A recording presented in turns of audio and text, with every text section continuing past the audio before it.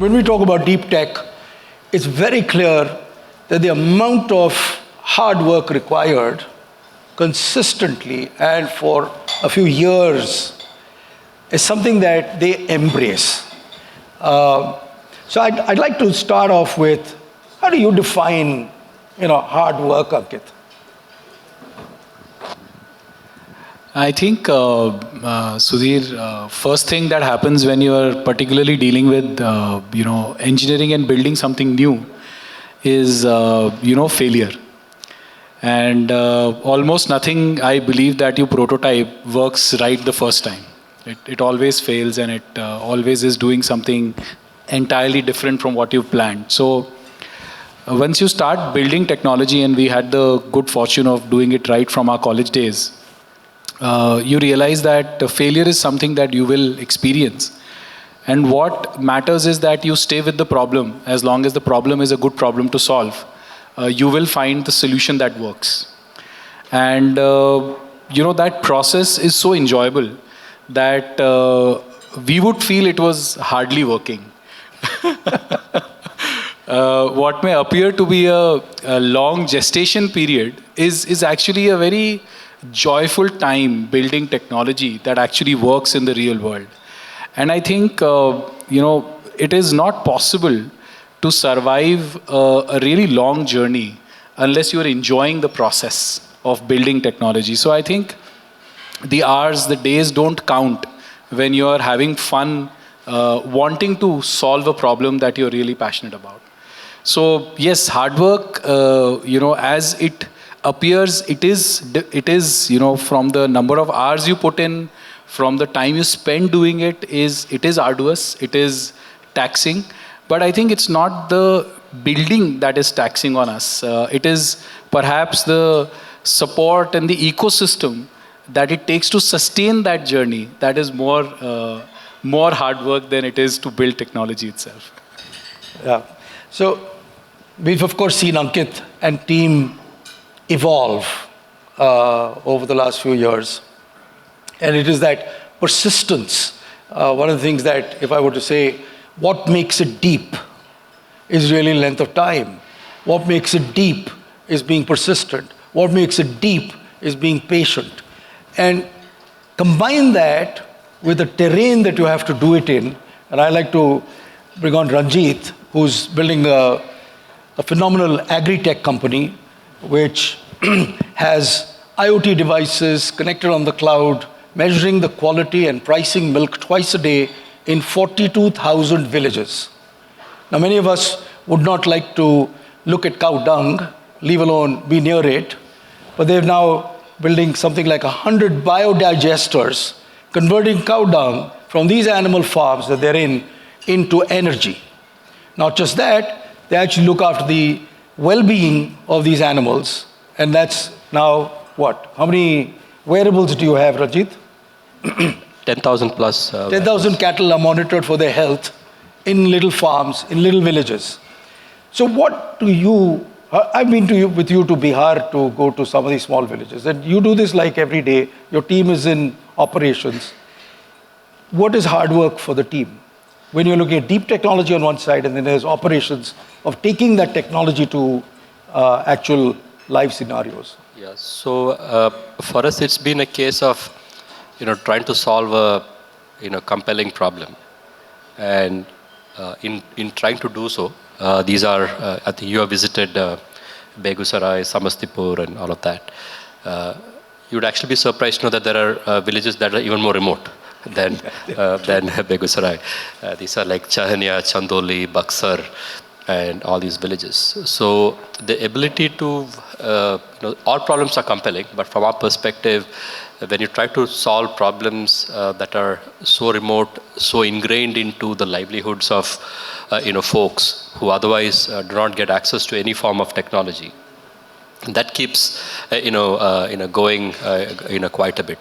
And for us, we've not been, kids out of college, starting a startup. So we've been, we started this when we had, some amount of gray hairs, right? So that was the time when the sort of the midlife crisis also kicks you. So it's sort of think, I'm just trying to put age in my favor, just to stay a little young compared to the guys around me. So that sort of tends to think, all the international exposure, technology that you have built, that you've gained experience over the years. How do you put it to use to solve a compelling problem, right? 80 million smallholder dairy farming families, 7.6% of our GDP. Someone was telling me that the biggest tech intervention there has been WhatsApp.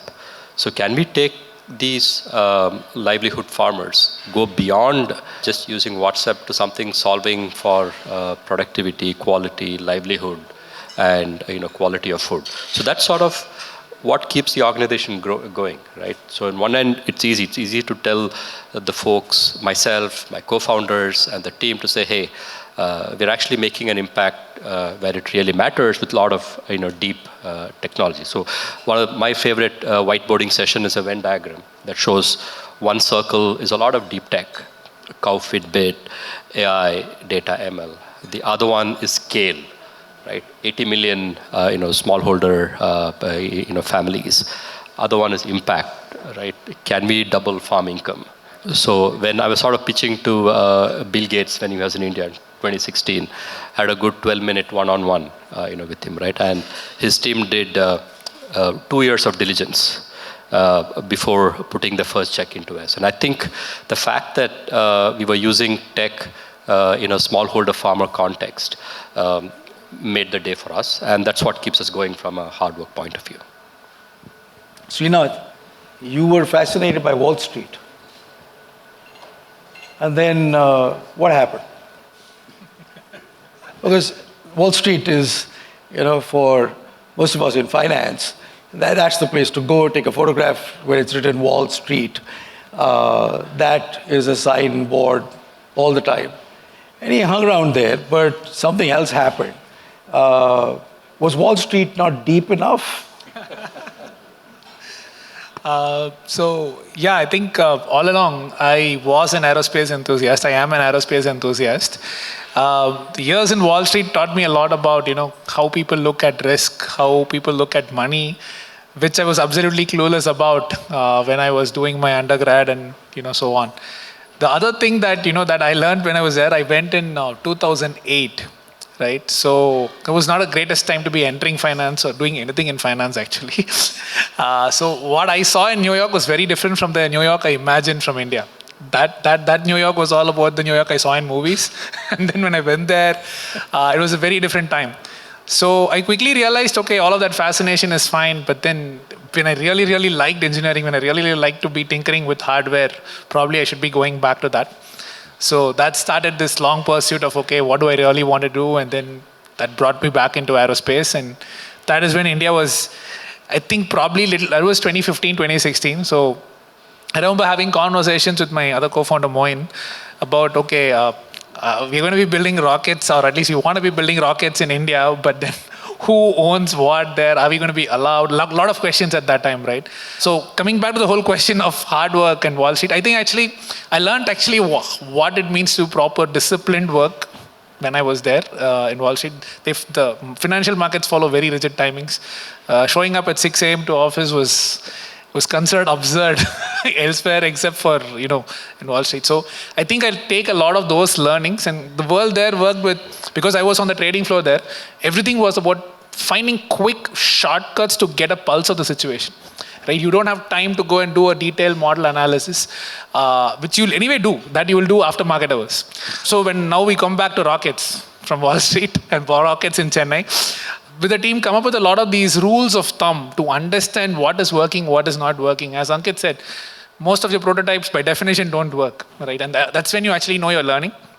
So, okay, what do you learn from that? What is the direction you're taking? How quickly can you have answers to what is the amount of money going into developing a product as opposed to getting it to the perfect level that the customer would want? I think a lot of those initial, learnings came from finance for me. So surprisingly, I feel there is a strong connect between what I learned there and what I'm still doing in aerospace. It is often said that the founder's mind is truly sort of multi-dimensional. they are dealing with so many moving parts. Incidentally, their business is moving parts. Nick nicely said, there's no engineering if there's no moving parts. But the founder's office, and unfortunately we don't have Satya, who's also a professor, and he's been a mentor for many people in aerospace. From the founder's office, he extended Vishnu. And so Vishnu, give us a sense for what does the deep tech founder's office look like? Like we're meeting a few deep tech founders, but you're seeing this, and we're interestingly from a little bit of a distance. As VCs ourselves, we also sort of do see it at a 1 foot distance at least. What's the founder's office like? It's an interesting place to be in to begin with, right? It's, when the founders are dealing with the obvious problems, right? There is a lot that happens in the background, the things that, get committed to. There is an execution piece that is very, very important to some of these commitments, right? And a lot of that ends up being with the founder's office, which means, what Srinath was talking about, the quick hack to find the pulse of a situation, that's something that must be imbibed into a founder's office, because if the founder's asking you for a quick report on what's happening, even if you're not from, or if you're not from that particular background or that subsystem team, you've got to get a pulse of what's happening there, right? So that's one thing that we have to imbibe within ourselves, and that's something that I used to be a data scientist before this, and I've been a little bit in consulting. That's something I've picked out from there, and that's one thing, right? Second is one thing I've seen a lot of founders office folks do is the problems that are not anyone's problems are your problems, right? If there's no one else to solve them, it's the expectation that the founder's office picks them up. So there's a diversity of learning that happens here, right? Right from finance to engineering, right? I've seen a multitude of things both from engineering, operations, and finance, right?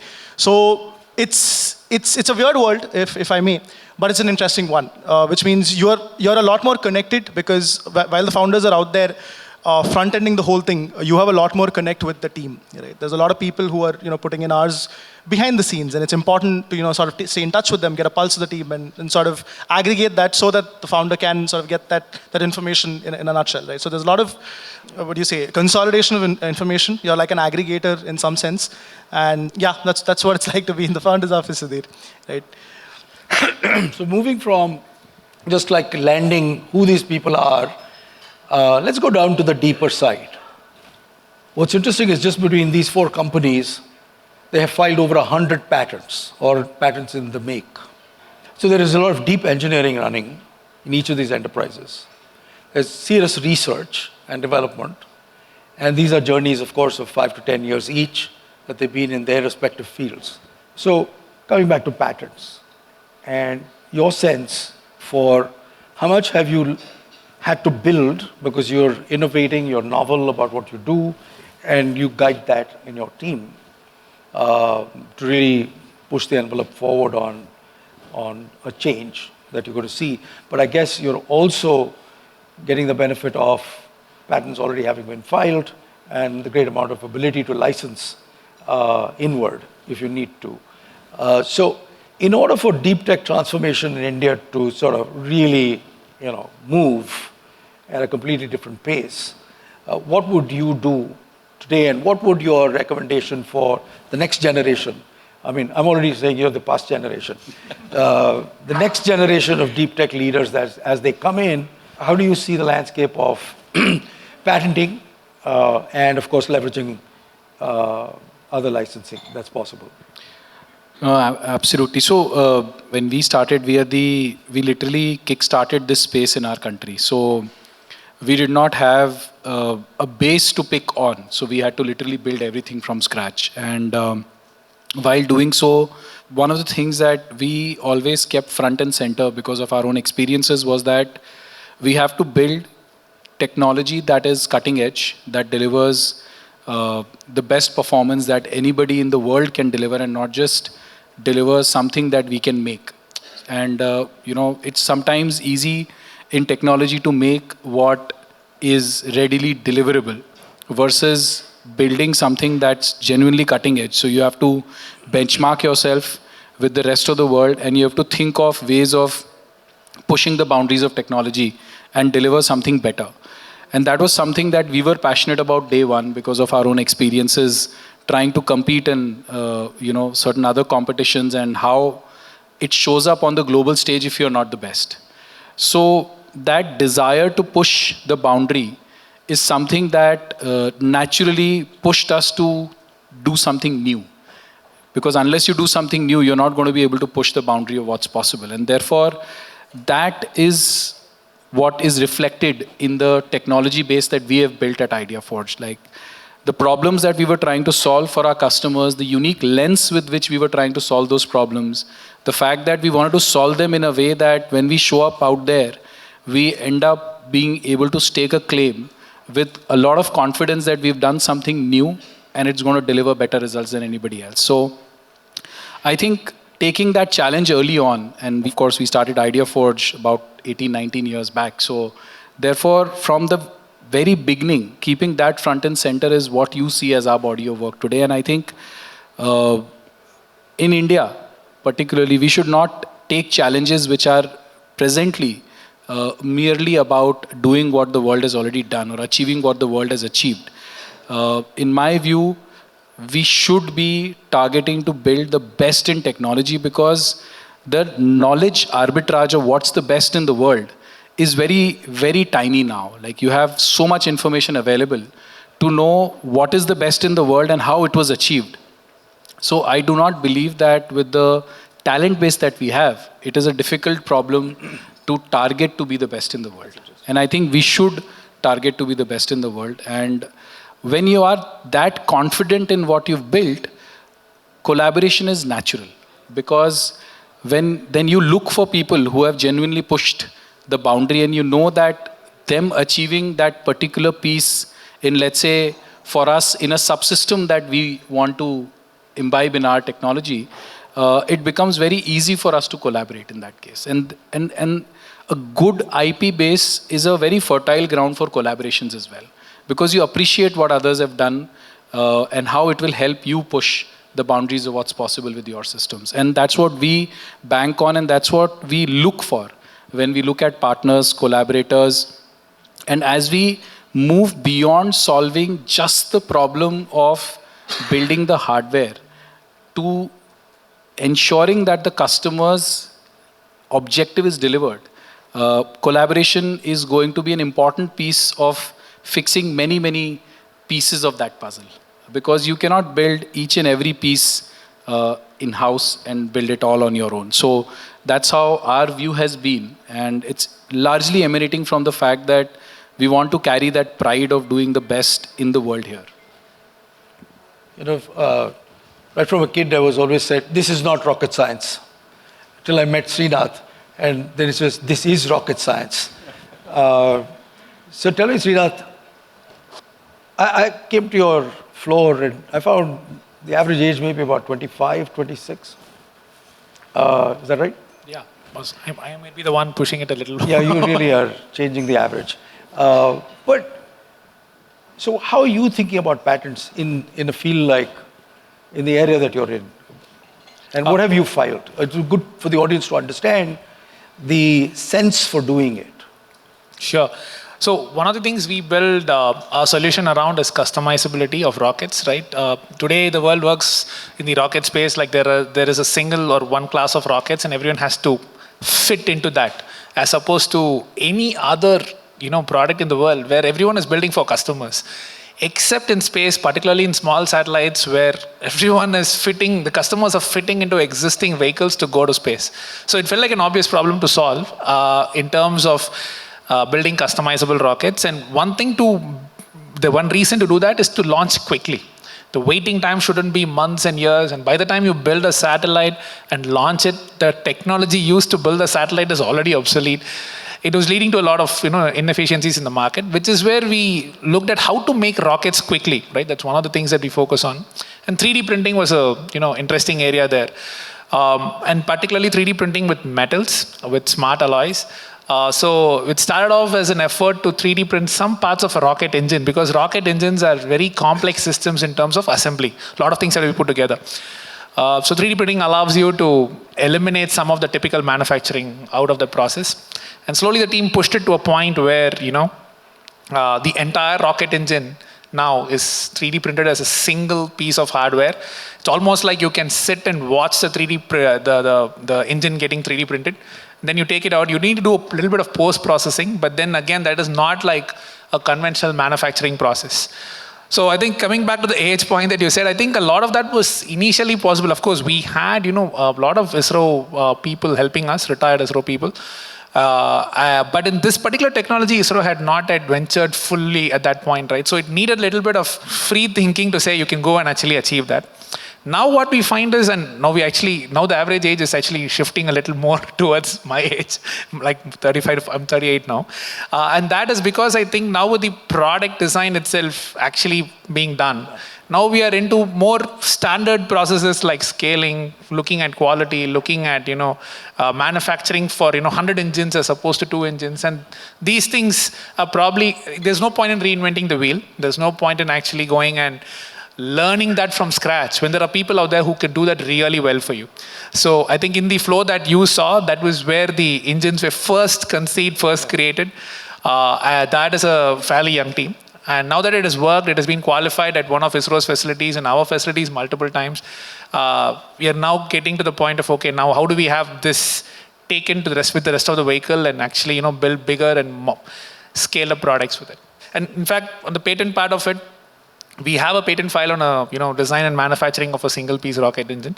And I don't think anyone in the world has actually pushed it to that level. And I think that was possible only because the team didn't have any constraints whatsoever, right? At the same time, we are working on a multiple other patents as well. And all of this is about basically making space super, super accessible.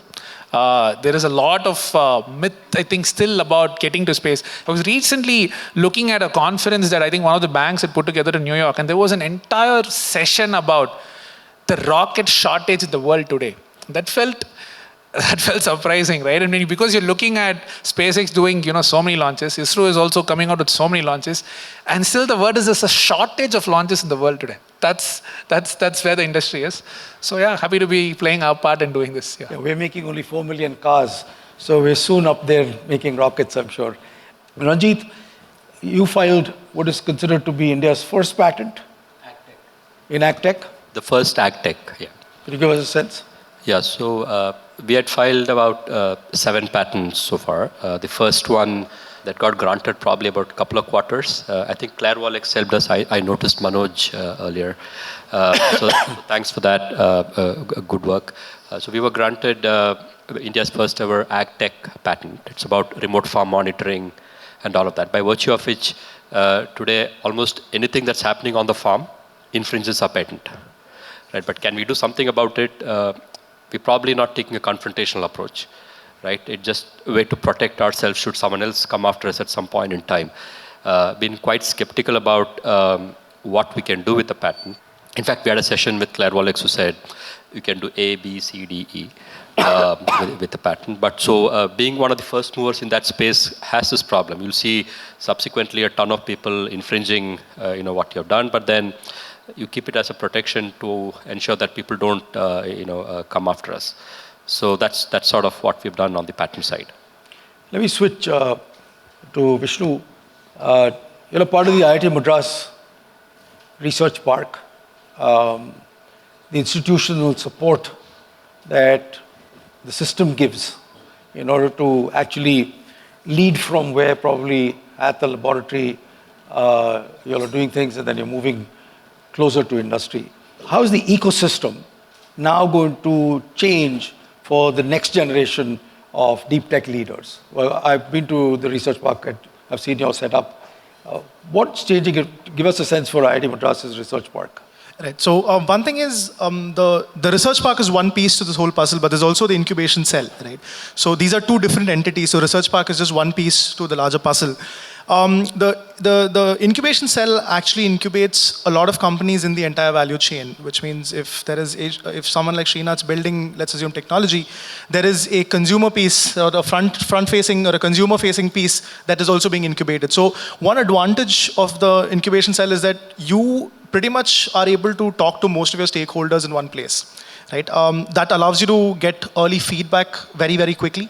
That's on the customer segment. But even in terms of tech, there is a center for battery technology and electric vehicle, right? So a lot of problems around. So battery tech in India, if you look at the actual engineering behind putting together a battery pack in itself or redesigning BMS systems, there are only a handful of people doing that, and those handful of people are available at the incubation cell. So the institute actively encourages faculty to sort of start up about. I was just looking at stats. I think about 17% of the startups coming out of the incubation cell is faculty led, right? About 45% external, 28% alumni, right? So you have a fairly large set of people coming out of the institute itself. But what's surprising is the institute supports a lot of external folks coming in there as well, and that's what adds perspective. Because more than having a very technology led focus, now you also have a consumer led focus coming up, right? In terms of adoption, right? So a lot of companies here focusing on how to add value on top of technology itself, and how those are actually allowing some of these early stage startups to commercialize quicker. Go to market or opportunities, right? New market discovery, something I discuss internally, is new market discovery is not something that you do later for a deep tech startup. It's something that you do day in and day out, because you are looking for opportunities to quickly go to market or quickly validate a quick idea, right? So the ecosystem there allows you to sort of experiment. Fail fast is something that is emerging from the conversation, right? Even in the earlier conversation about hard work. Because you have people in the entire value chain available, your feedback cycles are a lot more quicker there, right? And if you are stuck with a problem, the community is available for you to sort of reach out to, and this extends to the departments in the institute as well. You could reach out to an R&D center. So I sit out of a lab called the National Center for Combustion Research and Development, right? So a lot of our hardcore technical problems around manufacturing, we're able to quickly reach out to the central manufacturing facility that's available there, and they're willing to sort of chip in. So it's very collaborative in nature, right? And that's really allowing us to sort of fail fast and iterate quickly over some of the challenges that we have, right? Right. In retail, we use the word location, location, location. And it's all about the location. Deep tech, talent, talent, talent. Each of you all, what's your sense for, do we have it? Is it only available in the startups? Is it a struggle to actually create the early teams? And then you need to scale that up? Or are you leveraging, like you said, the wisdom of ISRO, DRDO, and there's a host of soft infrastructure available in the country, which I'd love for you to hear from you all. Is the ecosystem converging? Is it creating the requisite sort of cauldron effect? Or some effort from policymakers? We have a bunch of people here who can influence movement. Will that help? And I think the key thing, and it came up in the last session as well, it's just talent, talent, talent. I think we have seen it in the last 30 years. As far as software is concerned, we've done ourselves really proud to build a $250 billion business. It's not a small business. It's very accretive because the profit pretty much sits in our country out of that. The talent receives it, so the talent is able to get every element satisfied to themselves. There's a whole consumption economy that's now coming out of that vortex, if you may, over the last 30 years. And the next transformative journey that we're all thinking about is deep tech and the deep tech ecosystem, and then therefore the deep tech talent, talent, talent. And your thoughts on how have you actually leveraged existing establishment? There is defense, there is ISRO, every element is available, and you're great representatives of having benefited, but share that journey with us.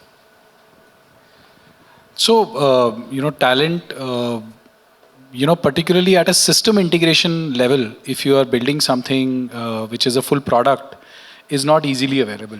But at a subsystem level, when the problem breaks down into specific skill sets, thankfully with a lot of development centers that we have of a lot of MNCs in the country and otherwise, I think there is a bunch of work that is happening in India which is very high quality, very good, effort, the automotive industry and the work that is happening in automotive subsystems, etc. So at the subsystem level, when you break down the problem into very specific pieces, there is availability of talent, but that talent for a young company to attract is also equally challenging because that talent is sitting at a very different kind of mindset, thought process, ecosystem that has probably a very clear path of growth and progress internally. So with the emergence of deep tech, I think a lot of talent in those businesses is looking at opportunities in the deep tech ecosystem in the country. That is one trend that we've seen recently. And therefore, at that level, we do get talent. But when it comes to talent for system integrating the entire product, it is something that more often than not, we have to groom ourselves because the rest of the ecosystem around what we are doing is very new. And in the early days, though, it was more challenging.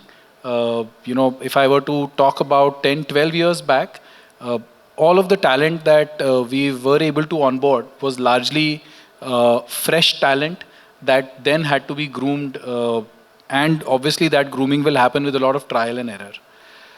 What the ecosystem can do to help boost this is, I believe, a lot of hands-on work at the time of training the engineers is something which needs to be encouraged at a very, very large scale. And I see some green shoots of that happening. For example, in IIT Bombay, now first-year students, as a part of their curriculum, make line-following robots, which used to be something that if you talk to the faculty, they would tell you that this is something that they start teaching in about third and fourth year of engineering in terms of how to do. So that early experience of building with your own hands is something that will allow people to get some sense of what it takes to put a system together. For finished products, full-scale products, systems engineering is something which we need to pay a lot of attention to as a country. The depth of understanding of what it takes to translate a theoretical engineering knowledge to a product or to a subsystem level as well is something that needs to become better in our country. And I think at academia, a lot of projects that typically happen do not happen all the way up to technology readiness levels, as the space industry is usually calling it, to 8 to 9 level, which implies that you've actually tested what you've built in the real world. And I think a lot of that has to happen for a very rich pipeline to come to the industry that can very quickly adapt to building new technology with a lot of depth. So that's my perspective of what's needed.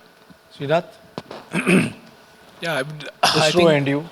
Sorry? ISRO and you. Yeah, exactly. So I think I largely agree with Ankit on the systems engineering part. I think a couple of other things that have benefited us is, space is a sector where people have a lot of passion for, right? You can find people who, even as a child, dreamt about doing something or other in space or being an astronaut or something like that. So that carries over. So I think there are, and also institutions set up by the Department of Space itself, like the Indian Institute of Space Technology, from which we hire as well. And these people already know what it means to do things the ISRO way.